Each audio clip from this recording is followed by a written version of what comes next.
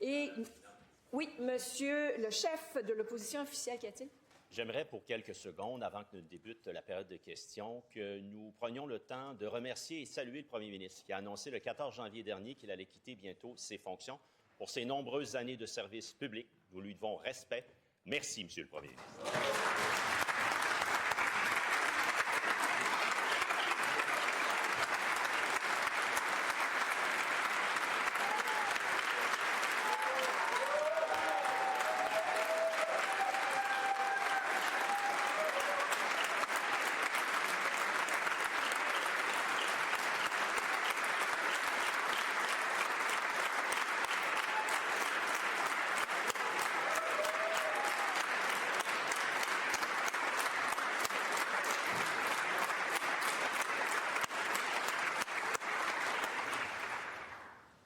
Merci, monsieur le chef de l'opposition officielle. Alors maintenant, nous en sommes rendus à la période de questions et de réponses orales. Et pour ce faire, je cède la parole en question principale.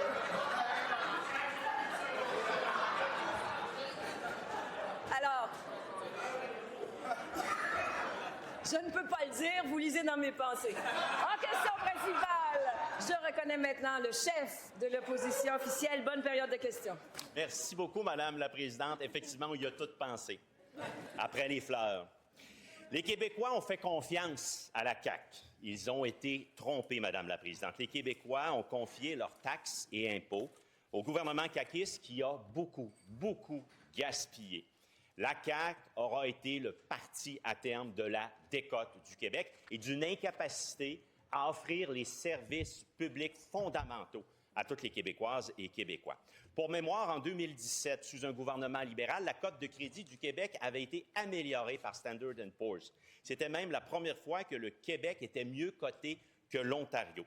2019, toujours suite aux années libérales, DBRS a augmenté la cote de crédit. Pour la première fois, le Québec avait une cote double A. C'était le fruit des années libérales qui précédaient. Depuis 2003, sous les gouvernements libéraux, il y a eu 5 augmentations de la cote de crédit. 5 améliorations, jamais de décote. Le bilan de la CAQ après 8 ans, Madame la Présidente, c'est gaspillage, décote et incapacité, impossibilité de donner les services publics. La CAQ, à terme, aura ajouté près de 100 milliards de dollars sur la dette publique, Madame la Présidente. Le premier ministre répond quoi à Gérald Filion, qui, le 14 janvier, disait, je le cite, « L'échec du premier ministre, c'est sur le plan de la gestion des finances publiques. » Que répond-il à Gérald Filion? Mais justement, je vous dirais que vous avez utilisé un terme non parlementaire. Vous savez lequel? Je vous demande de le retirer. Merci. La réponse du premier ministre. Oui, Madame la Présidente, d'abord, merci pour les bons mots, les fleurs avant le pot. Écoutez, évidemment, quand on regarde les 7 dernières années, on peut évaluer la situation économique de plusieurs façons. Je pourrais vous montrer les tableaux où on a battu la croissance économique par habitant du reste du Canada. Ça ne s'était pas vu depuis longtemps. Maintenant, parlons des finances publiques. D'abord, ce qui est important de dire, les faits sont têtus, la dette du Québec en pourcentage du PIB est moins élevée aujourd'hui qu'elle l'était lorsque le gouvernement libéral a quitté ses fonctions. Maintenant, quand on regarde le déficit en pourcentage du PIB, il est actuellement de 1,5 du PIB.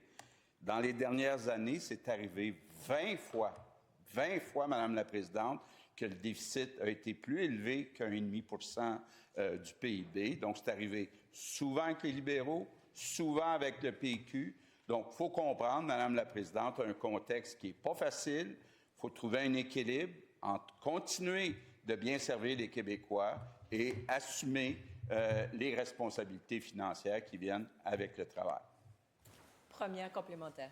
Madame la Présidente, le candidat à la succession du premier ministre, le député de Lévis, a dit le dimanche dernier, il a dressé le bilan de la CAQ. Je le cite, « Soyons honnêtes et lucides. Depuis 2018, qu'est-ce qu'on a fait?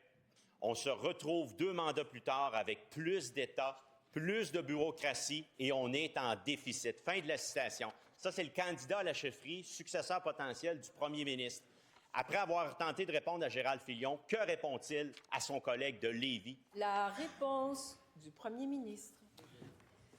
Bien, Madame la Présidente, je constate qu'après 2 courses à la chefferie de suite au Parti libéral, il n'y a eu aucune idée forte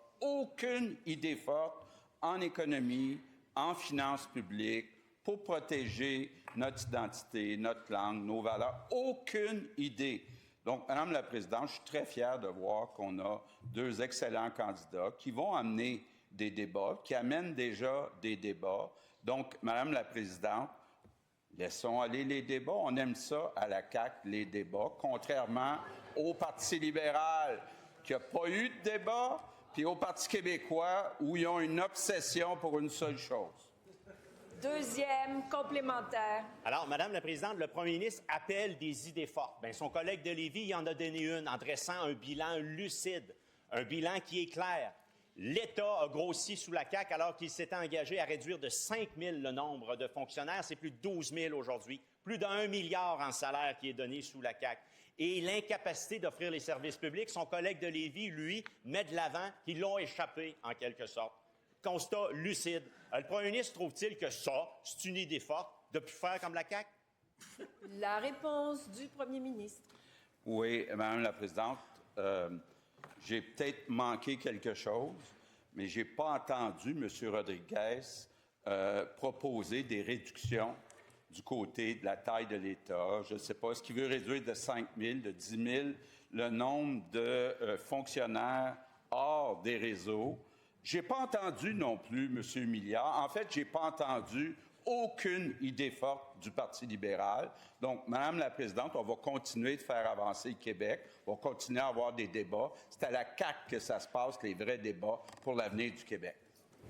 Troisième complémentaire. Bien, Madame la Présidente, ça aurait pris une course à la chefferie de la CAQ pour qu'ils se rendent compte collectivement qu'ils l'ont échappé. Ils l'ont échappé en matière de finances publiques. Là, le premier ministre se salue qu'enfin, après 8 ans, il y a un débat. Qu'il y a quelqu'un de la gang qui se lève puis qui dit « ça n'a pas de bon sens ». L'État a été grossi sous la CAQ. On est incapable de payer nos services publics. On n'en a plus d'argent, Madame la Présidente. Alors, est-il satisfait que ce débat-là, à la fin de régime de la CAQ, il puisse en discuter et reconnaît-il ses torts? Il aura été le premier ministre de la décote et de l'endettement. La réponse du premier ministre. Bien, Madame la Présidente, je le répète, la dette et le déficit en pourcentage du PIB sont moins élevés que ce qu'on voyait avec le Parti libéral. Maintenant, oui, il y a eu une forte augmentation, à peu près 90 000 employés dans le réseau santé-éducation. Évidemment, il faut un certain support. Est-ce qu'il y a eu trop de support? Ça fait partie des débats, mais j'ai encore rien entendu de constructif du côté du Parti libéral pour la suite des choses, à part de critiquer le référendum. C'est tout ce que j'ai entendu du Parti libéral. En question principale, je reconnais maintenant le député de Marguerite-Bourgeois. Avec la chefferie du Titanic caquiste, les langues se délient et c'est tout simplement révélateur. Dimanche, le député de Lévis a dit que la CAQ a trop dépensé, trop de dettes puis trop de fonctionnaires. En effet, la CAQ a dépensé comme des marins en cavale. Le ministre des Finances et le premier ministre, qui lui a appris à compter au PQ, ont choisi la décote, ont choisi les Kings, ont choisi de faire des déficits à répétition. Ils ont gaspillé des milliards en mauvaise gestion et en 8 ans, ils auront ajouté 100 milliards à la dette du Québec. Même le vérificateur général ne trouve pas crédible le demi-plan de retour à l'équilibre budgétaire, car les efforts seront à faire après la prochaine élection. Est-ce que le ministre des Finances est d'accord avec son collègue de Lévis que c'est le bilan désastreux de son premier ministre démissionnaire ou c'est bel et bien son propre legs? La réponse du ministre des Finances. Oui, Madame la Présidente, je suis vraiment content d'être ici aujourd'hui avec vous.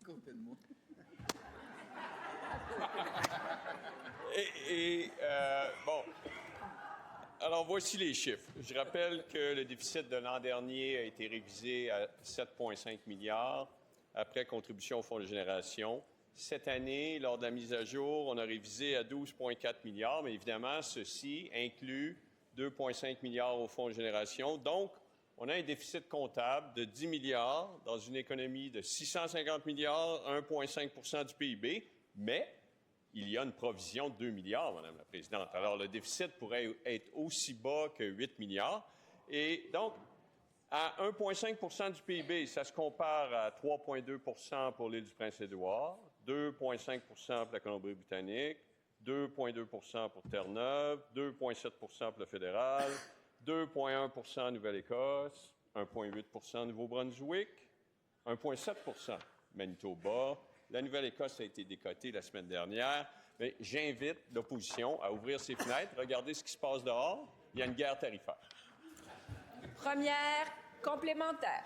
Les choix du ministre des Finances nous placent en situation dangereuse et il le sait. Le déclin démographique a été démontré, documenté et amplifié par la mauvaise gestion du gouvernement caquiste. On va avoir plus de dépenses puis moins de monde pour payer. Puis pour le PQ, c'est la surenchère de l'instabilité économique. Et je cite Gérard Filion, « Les conséquences économiques financières du phénomène démographique seront majeures. » Est-ce que le ministre fera comme le PQ ou sera-t-il lucide sur l'impact des défis démographiques? La réponse du ministre. Oui, là, il y avait plusieurs choses dans cet énoncé. Pour ce qui est de la proposition du PQ, bien, c'est certain que le gouvernement fédéral dépense beaucoup plus au Québec qu'il ne collecte. En moyenne, dans les 10 dernières années, c'est 20 milliards, dont les 13 milliards de péréquation, en moyenne 12 milliards. Pour ce qui est des défis démographiques, bien, nous savons tous que le gouvernement fédéral a perdu le contrôle de l'immigration temporaire 2022, 2023, 2024, qu'on a eu des croissances de population excessives. Et puis, c'est bien évident que dans l'immédiat, il faudra absorber ce surplus de croissance de population. Et donc, à court terme, il y a un ajustement. Mais la population du Québec va continuer à croître, tout comme son économie et l'économie du Québec. Deuxième complémentaire. Le ministre ne répond pas aux inquiétudes de Gérald Filion. Franchement, il ne répond même pas à la question. Il ne dit pas comment régler le problème financier et économique du Québec face à la situation démographique imminente. Pour le bénéfice de tout et surtout du PQ, le ministre peut-il nous dire comment il compte inverser l'effet néfaste sur l'économie et les finances publiques de la stagnation démographique du Québec? La réponse du ministre. Oui, Madame la Présidente, bien, il n'y a pas de stagnation démographique du Québec, là. Je veux être clair. Il y a eu un excès de croissance de population en 2022, 2023, 2024. La population a cru à peu près 4 fois plus vite au Canada et au Québec que lors des 20 années précédentes. Alors, c'est certain que pour les 5 prochaines années, il va falloir absorber le surplus de l'erreur de politique publique du gouvernement fédéral, et puis c'est ce qu'on fait, c'est ce qu'on gère. Au niveau de l'économie, bien sûr, on fait des investissements en capital, on a un plan au niveau de la productivité, puis lorsqu'on regarde les résultats, la croissance du PIB par habitant, l'écart était de 16 %, il est maintenant de 10 %. C'est franchement une performance exceptionnelle. Wow! En question principale. En question principale, je reconnais le député de l'Acadie. Merci, Madame la Présidente. Le ministre de l'Immigration multiplie les points de presse pour convaincre les Québécois du bien fondé de l'abolition du PEC, mais il ne convainc personne. Il suscite plutôt la colère et l'indignation. Son nouveau programme plonge les travailleurs, les étudiants dans l'incertitude, particulièrement dans nos entreprises. À titre d'exemple, hier, une dame écrivait à mon bureau de circonscription. Elle était prête à déposer son dossier au PEC. Elle respectait les critères, mère de 2 enfants francophones, appuyée par son employeur. Ça ne fonctionne pas. Elle est désemparée. Elle songe à quitter. Ce gouvernement brise les rêves de plusieurs Québécois. Ce sont des personnes qui ont tout quitté pour venir contribuer à l'économie du Québec, qui sont larguées par ce gouvernement. Le ministre se rend-il compte de la détresse qu'il crée? Je ne sais pas pour vous, Madame la Présidente, mais c'est tout le Québec qui est gêné par l'obstination du ministre. Va-t-il adopter une clause de droit acquis? La réponse du ministre de l'Immigration, de la francisation et de l'intégration. Merci, Madame la Présidente. Est-ce que mon collègue est au courant que lorsqu'il demande sa clause de droit acquis pour tout le monde sur le territoire québécois, quand on exclut les demandeurs d'asile, est-ce qu'il est conscient qu'il demande qu'on considère 350 000 personnes, jusqu'à 350 000 personnes dans le programme d'expérience québécoise? Ça pourrait être, à coût de 29 000 personnes par année, parce que c'est le nombre d'immigrants économiques qu'on prend chaque année, ça pourrait être 12 années d'immigration. On engagerait 3 gouvernements, 3 mandats de 4 ans, simplement avec les gens à qui il veut donner cette clause grand-père, rétablir en réalité l'ancien programme de l'expérience québécoise, sans sélectionner qui que ce soit, sans prioriser des travailleurs, que ce soit des travailleurs de la santé, des travailleurs du secteur manufacturier, des travailleurs en éducation, sans aucune priorité. Ça veut dire que si demain matin, une infirmière arrivait ici, on voulait attirer une infirmière, on dirait « Viens, ça se peut qu'on te donne la résidence permanente dans 8 ans, 9 ans, jusqu'à 12 ans. » Et on va être capable d'attirer encore des gens comme ça. C'est irresponsable ce qu'il demande, Mme la Présidente. Première complémentaire. Oui, alors le ministre a créé une crise de toutes pièces. Les gens qui sont ici, qui voulaient déposer leur dossier dans le PEC, ont un logement, travaillent, les employeurs sont en détresse, les gens également. Des milliers de personnes ont tout abandonné pour choisir le Québec, sollicité très souvent par le gouvernement de la CAQ. Ils sont maintenant dans l'incertitude. L'immigration au Québec, que ce soit la CAQ ou le PQ, c'est pareil, c'est d'une tristesse sans nom. Est-ce que le gouvernement va comprendre, va reculer et accorder une clause de droit acquis? La réponse du ministre. Madame la Présidente, est-ce que mon collègue est conscient que lorsqu'il demande ce rétablissement de l'ancien programme, les personnes qui donnent des soins à domicile sont exclues de son programme, alors qu'ils sont non seulement inclus dans le nouveau programme de sélection des travailleurs qualifiés, mais ils sont priorisés. Dans ce qu'il demande, il viendrait exclure les gens qui donnent des programmes de soins à domicile. Est-ce qu'il faut savoir aussi que le gouvernement québécois n'expulse personne? Nous souhaitons renouveler les permis de travail de ces personnes, particulièrement ceux qui sont dans le domaine prioritaire, mais les gens dans les régions, les gens dans le secteur touristique, les gens dans le secteur manufacturier. Il faut renouveler les permis de travail. C'est Ottawa qui doit renouveler les permis de travail. Nous, ce qu'on travaille, c'est de sélectionner de manière prioritaire les gens à qui on va donner la résidence permanente. Nous n'expulsons personne. Deuxième complémentaire. Madame la Présidente, un candidat à la chefferie de la CAQ, lui, a compris. Il veut accorder une clause de droit acquis pour le PEC. Est-ce que le ministre de l'Immigration partage la vision de son collègue ainsi que tous ceux qui applaudissaient derrière lui, dont le ministre délégué à l'économie, ou répond-il, comme le leader du gouvernement, qu'il est souverain dans son dossier? La réponse du ministre. Madame la Présidente, qu'il vient juste les libéraux qui sont nostalgiques de l'ère libérale. Parce qu'à leur époque, il fallait attendre des années avant d'avoir la résidence permanente.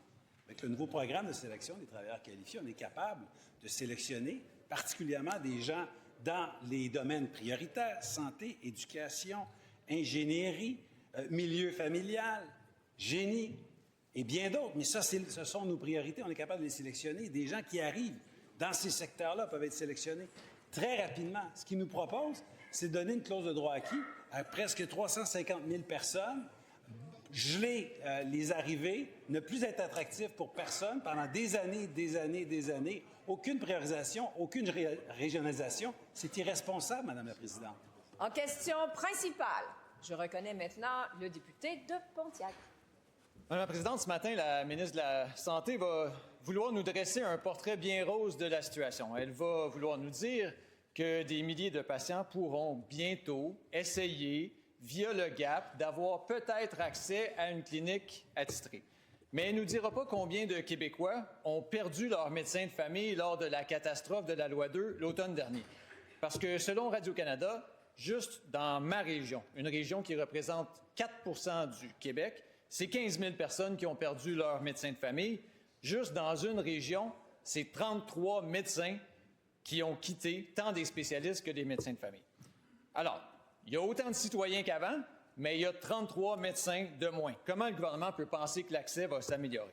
Maintenant que tout est compté, est-ce que la ministre peut nous dire combien de Québécois, lors de la guerre ouverte avec les médecins, guerre que veut répéter le Parti québécois, combien ont perdu leur médecin? Parce qu'avant, il y en avait un, puis aujourd'hui, il n'y en a plus de médecins, ces gens-là. Bravo. La réponse de la ministre de la Santé. Madame la Présidente, d'abord, très heureuse d'avoir cette première question à titre de ministre de la Santé. Et dans un dossier qui est particulièrement important, qui est l'accès à un médecin de famille ou à un professionnel de la santé. Actuellement, au Québec, c'est 7,1 millions de Québécois, Québécoises qui ont accès à un médecin de famille. Donc, c'est important. Et oui, malgré peut-être une situation un petit peu plus difficile cet automne, parce que, dans le fond, nos travaux visaient à changer les façons de faire. C'est jamais facile de changer les façons de faire.